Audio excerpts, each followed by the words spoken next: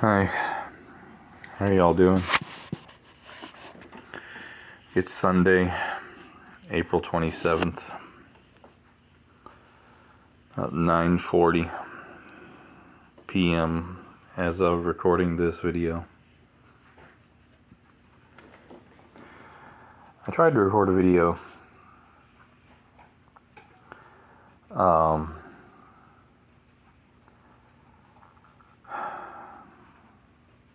3 hours or so ago, sitting out on the porch, but my phone died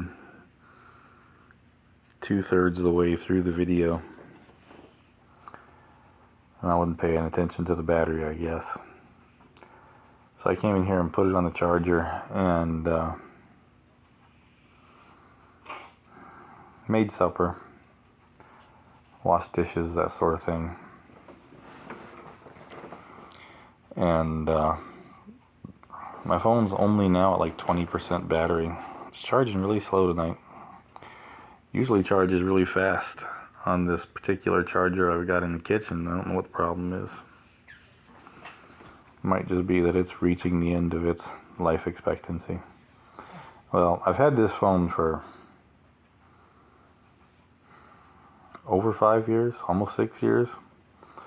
So it's probably quite past its life expectancy, but it may finally be getting towards actually being done.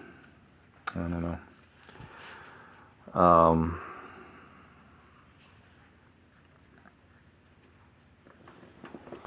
I did not, as you have seen, post a video this weekend of Joey riding his bike because we didn't quite get there.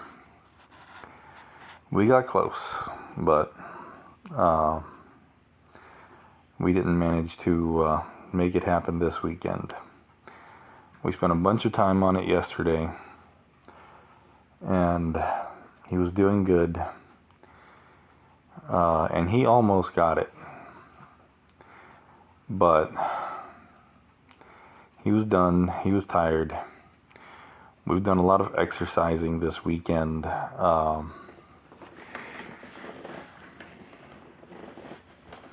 And this morning when we got up, he was actually kind of excited about hitting the bike again. But by the time we actually got out there to do it, it was early afternoon. And he decided he didn't want to do it again today. He was still really tired and wore out. We did some more exercising today too, so he was wore out from that. And so I wasn't going to force him. I'm trying to push him gently, but firmly at the same time, you know.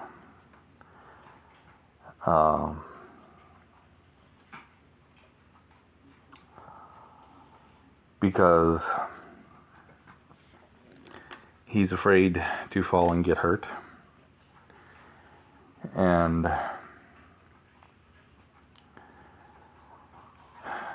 he's letting that stop him.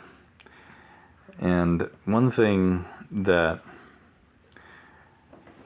you know, I'm kind of worried about is he's got a lot of little friends at school, and we've discovered a couple of them actually live here in our neighborhood a week ago. And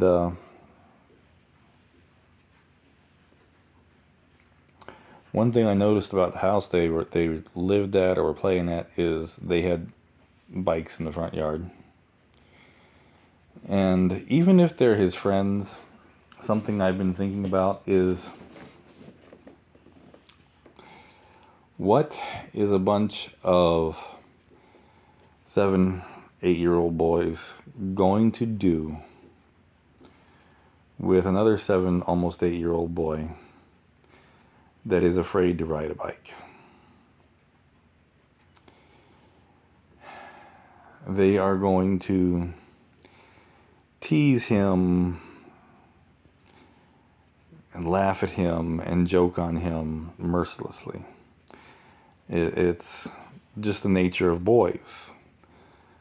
You know, it's not even really anything bad. It's just the fact that Boys are generally competitive and prideful, especially in physical attributes. Boys of that age, they're coming into the age where they're becoming physically capable of all kinds of things that they weren't previously. Most kids learn to ride a bike before 7 years old, so it's not a thing. But when boys of that age run into another boy that can't do something that they themselves consider something so normal, so easy, so part of their their lives, their first reaction is to make light of it, to pick on, to make fun, because there's this other boy that is afraid to do something that they can do, and that they think is so easy. Even if they're his friends, they're going to pick and poke. And what I would ordinarily say is, so what? Don't worry about what they think of you.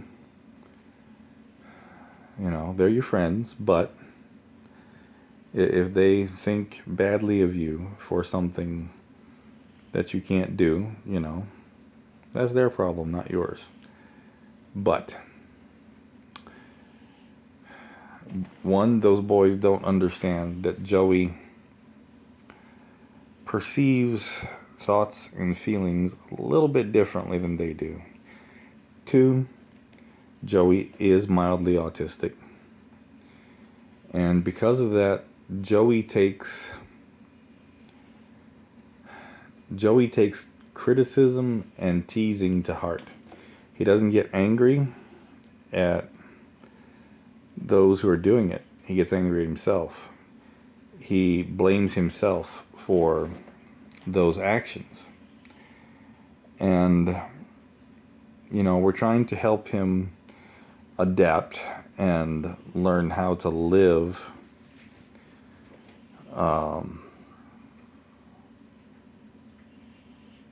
with his minor differences. And he doesn't get into things like that as much with his ABA. He doesn't get into anything like that at all with his normal therapy. And with his mom, the minute he says, "I don't want to do that. I don't feel like doing that. I'm not comfortable doing that," she's like, "Okay."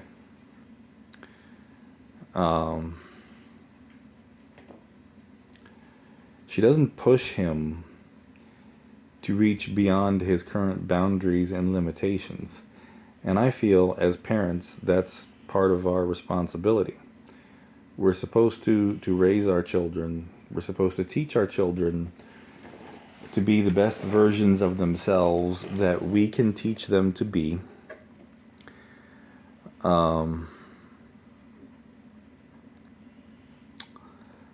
But we're also supposed to challenge our children, to challenge their boundaries, to challenge their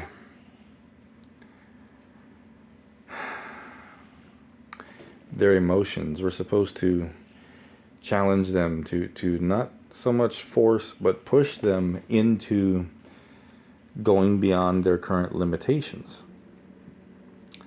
And that includes a healthy amount of pushing them to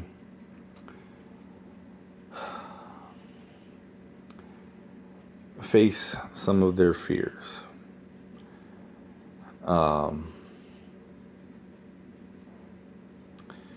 Because you can't let fear control your life. If you do, you're going to have a very unfulfilling, boring, unhappy life. And I told Joey that. I said, "You are afraid to get hurt." I said, "But you let that fear that you might get hurt control you. I said, fear itself is just a feeling. I said, fear itself cannot hurt you. I said, if you fall down, you might get hurt a little bit, but it's not really that bad. And he took one good spill yesterday, got a couple scrapes. He initially acted like he got his leg cut off, but I got him up, got him to breathe, calm down, and walk it off. A couple of minutes later, he was okay. And he said, yeah. I asked him, I said, was that really all that bad? Did you really get that badly hurt? He said, no. He said, yeah, that wasn't that bad. He got back on the bike. And when I saw him go down, I was instantly afraid that now it's going to be 10 times harder to get him back on the bike. But no, he got back on the bike. So I tried to teach him that, we all have fears. We're all afraid of something. I told him, I have things I'm afraid of. I told him, there's nothing wrong with being scared. I said, being brave doesn't mean you're not scared. I said, being brave means that you're scared, but you're willing to face your fears anyway for whatever the reason. I said,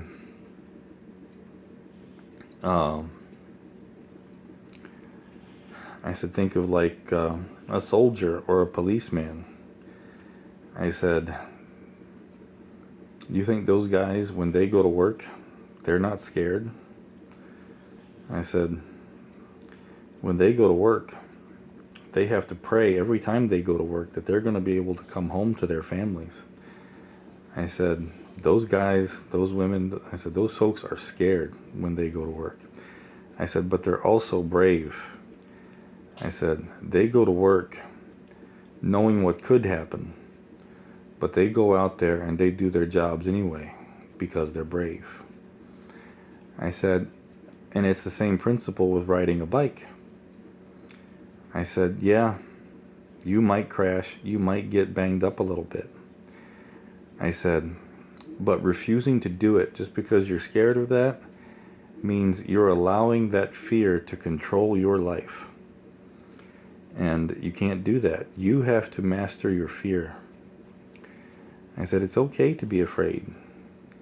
I said, in some things you're afraid of. I said, you're afraid of those things for a good reason. I said, for example, again, I said, you're afraid of spiders.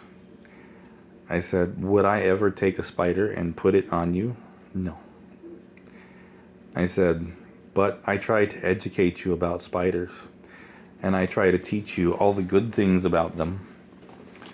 And all the good things they do for the ecosystem. I try to teach you that they're just another living creature trying to get by in the world. I said, they just want to live their lives. I said, they don't want to come after you or hurt you. I said, they're more afraid of you than you are of them. I said, the reason why they bite you is because you're so big. And when you get close to them or when you touch them, sometimes they feel the only thing they have, the only thing they have that might save their lives is to use the one weapon they have.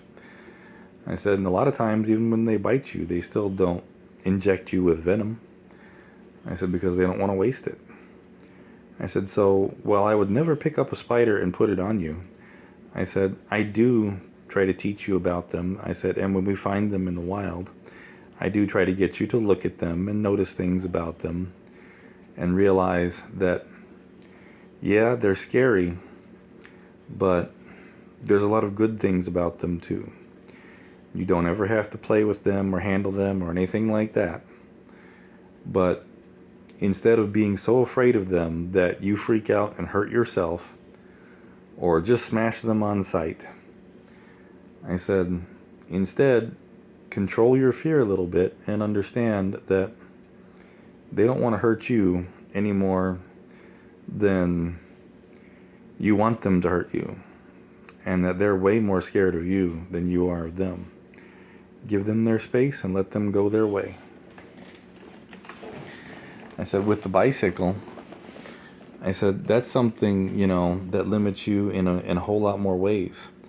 I said, because the bicycle will help open up all kinds of new experiences for you that you otherwise are denying yourself. I said, that bicycle is your key to freedom. I said, that bicycle is your very first vehicle. I said, that is a real vehicle. I said, that is regarded by society as a vehicle. I said, when you ride that on the road, you have rules of the road that you have to follow, just like a car. I said, it's not motorized. I said, it's Joey powered. I said, but it is a vehicle. I said, with that bicycle, you can travel. I said, you can ride that bicycle around the neighborhood.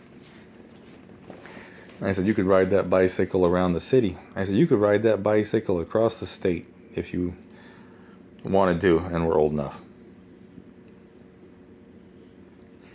I said, that bicycle is something special to a little boy.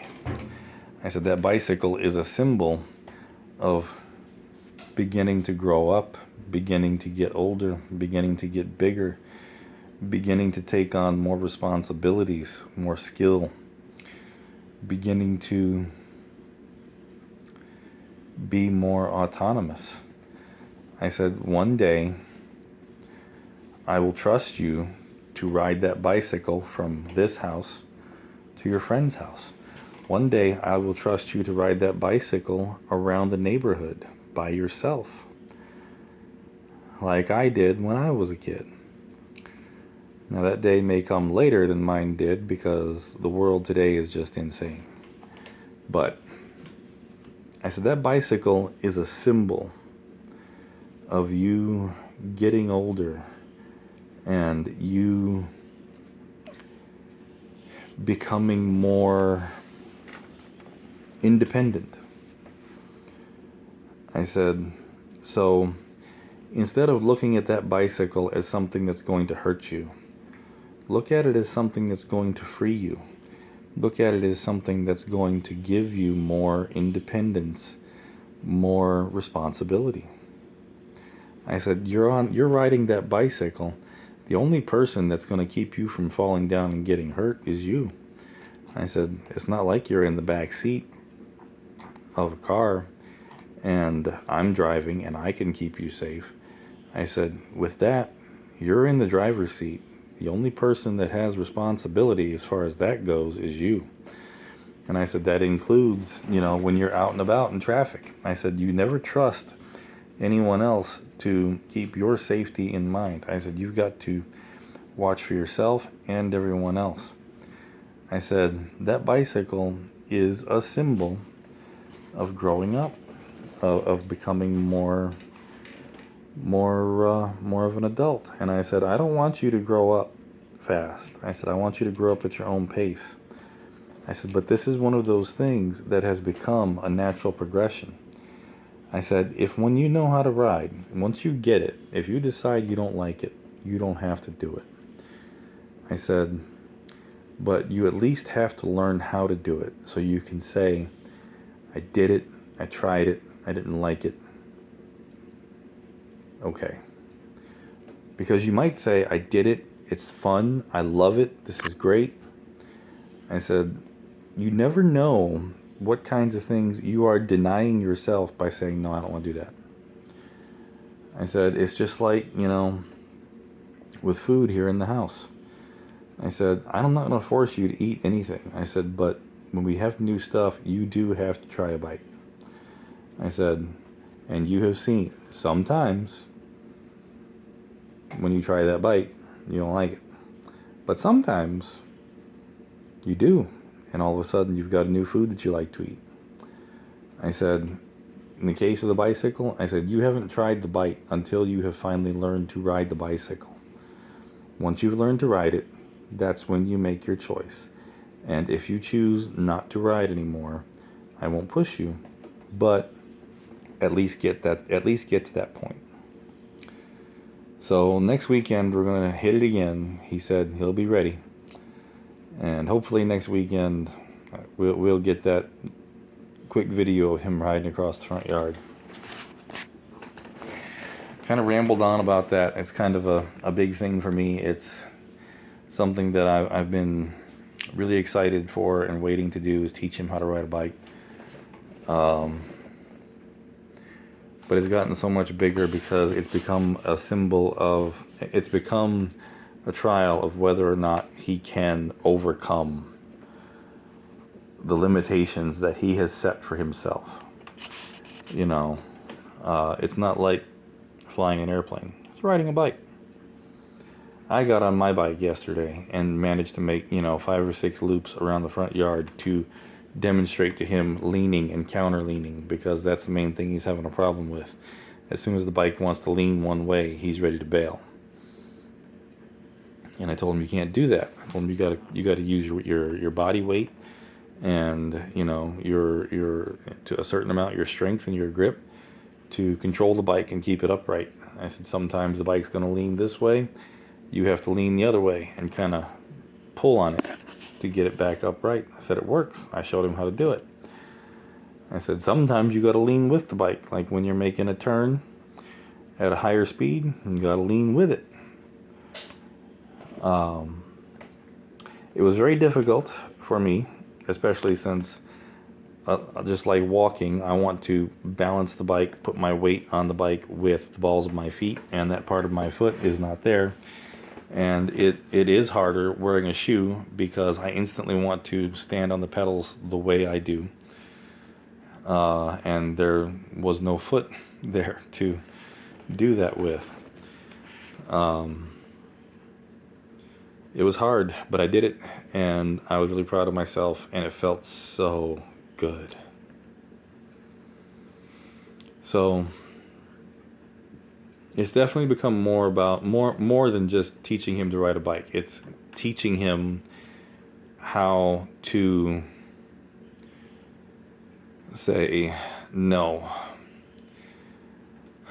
I run me, I control me, not this little fear of falling down. That's there, maybe it's always going to be there, but I control me, and I decide what I do, not my fears, which goes into learn to ride the bike and then make your decision. So I'm really hoping that next weekend we will lock it down. And I hope that he will enjoy it. But if he doesn't, I will respect that and I won't push him to ride it anymore. I might every so often, say, hey, want to ride the bike with me down to the road to get the mail? I'll ride my bike, you ride your bike. And maybe I can get him into it later on. But ultimately, if it's something he decides he doesn't want to do, I'm not going to force him to do it. I just want him to go as far as learning how. At the beginning of the weekend, I got a few donations from GoFundMe, and I really want to say thank you. I'm so beyond grateful. I don't know what else to say except thank you so much. It means a lot. And with those donations that I received, I will be able to pay the copay for my scans, as well as put a good portion towards the copay for my next eye appointment. So those donations made sure that I'm going to get my scans and made sure that I'm going to have my next eye appointment. So thank you so much. I hate asking for help. I hate it so much. But to know that there are people out there that care enough to donate is very, very heartening and encouraging.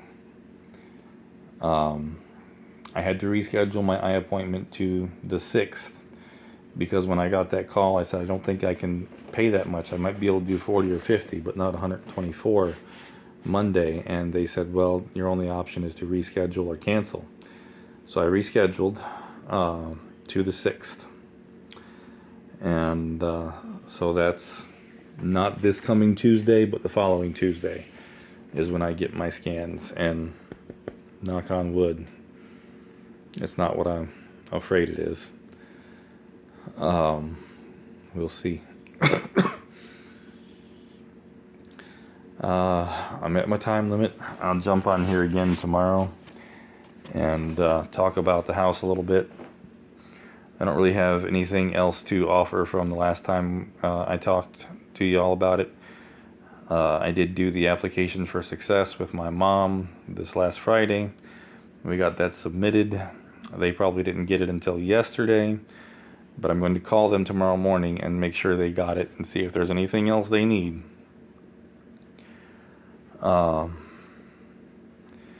And get an idea of what's going to happen. Am I going to be able to forestall foreclosure, or is it just inevitable? We'll see. I hope you all had a good weekend.